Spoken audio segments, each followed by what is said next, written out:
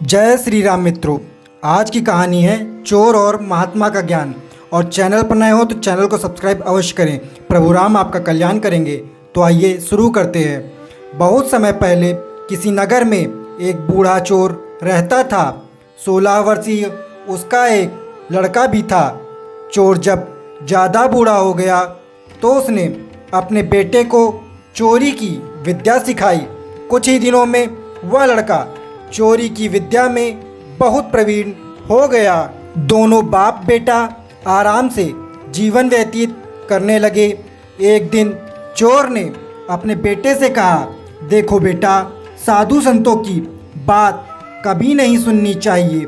जितना हो सके उनसे दूर रहना चाहिए। फिर भी अगर कहीं कोई महात्मा उपदेश देता हो तो अपने कानों में उंगली डालकर वहाँ से तुरंत भाग जाना, समझे। 1 मिनट भी उनकी कोई बात ना सुनना। बेटा बोला, हाँ बापू, समझ गया। एक दिन लड़के ने सोचा, क्यों ना आज राजा के घर पर ही हाथ साफ कर दूं। ऐसा सोचकर उधर ही चल पड़ा। थोड़ी दूर जाने के बाद उसने देखा कि रास्ते में कुछ लोग एकत्र होकर खड़े हैं। उसने एक आते हुए आदमी से पूछा, उस स्थान पर इतने लोग क्यों एकत्र हुए हैं। उस आदमी ने उत्तर दिया, वहाँ पर एक महात्मा जी ज्ञान और उपदेश दे रहे हैं। यह सुनकर उसका माथा ठनका और उसको अपने पिताजी की बात याद आ गई। और उसने सोचा, चाहे जो हो, इसका उपदेश नहीं सुनूंगा। ऐसा सोचकर अपने कानों में उंगली डालकर वह वहाँ से भाग निकला। मगर होता वही है जो ईश्वर चाहता है। जैसे ही वह भीड़ के निकट पहुंचा, एक पत्थर से ठोकर लगी और वह तुरंत जमीन पर गिर गया। उस समय महात्मा जी कह रहे थे, कभी झूठ नहीं बोलना चाहिए। जिसका नमक खाएं उसका कभी बुरा नहीं सोचना चाहिए। ऐसा करने वालों को भगवान सदा सुखी बनाए रखते हैं और हमेशा जिंदगी में खुश रहता है और उसका कभी बुरा नहीं होता। ये बातें उसके कान में पड़ी। वह झटपट उठा और कान बंद कर राजा के महल की ओर चल दिया। वहाँ पहुंचकर जैसे ही अंदर जाना चाहा कि उसे वहाँ बैठे पहरेदार ने टोका, अरे कहाँ जाते हो, तुम कौन हो। उसे महात्मा का उपदेश याद आया। झूठ कभी नहीं बोलना चाहिए। चोर ने सोचा, आज सच ही बोल कर देखूं। उसने उत्तर दिया, मैं चोर हूँ, चोरी करने आया हूँ। द्वारपाल ने हंसते हुए कहा कि अच्छा जाओ।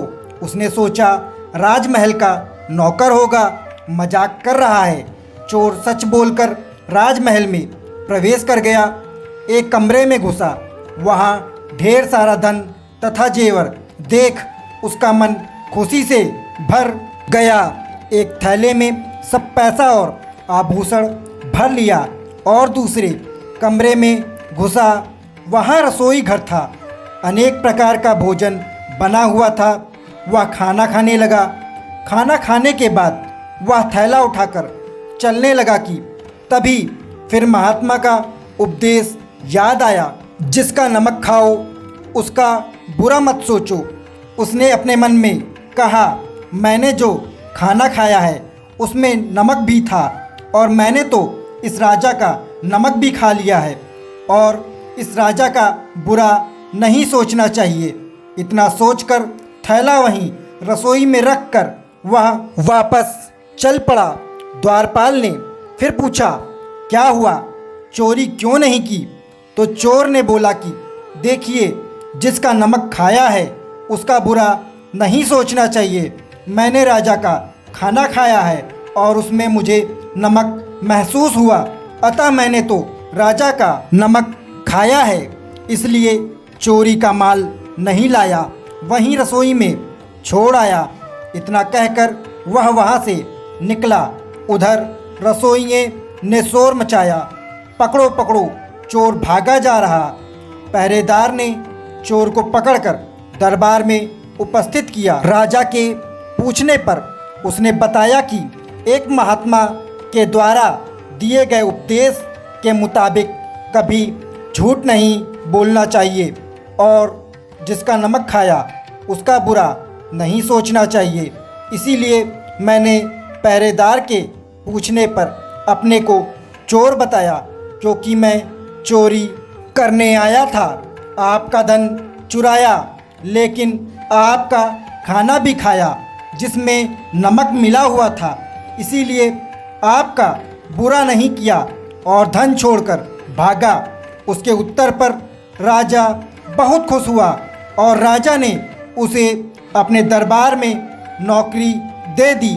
चोर 2-4 दिन घर नहीं गया तो चोर के पिता को चिंता हुई कि बेटा कहीं पकड़ तो नहीं लिया गया।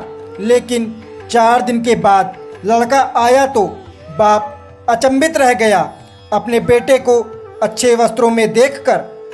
लड़का बोला, पिताजी आप तो कहते थे कि किसी साधु संत की बात मत सुनो, लेकिन मैंने एक महात्मा जी की बात गौर से सुनी और उसी के मुताबिक काम किया तो देखिए सच्चाई का फल।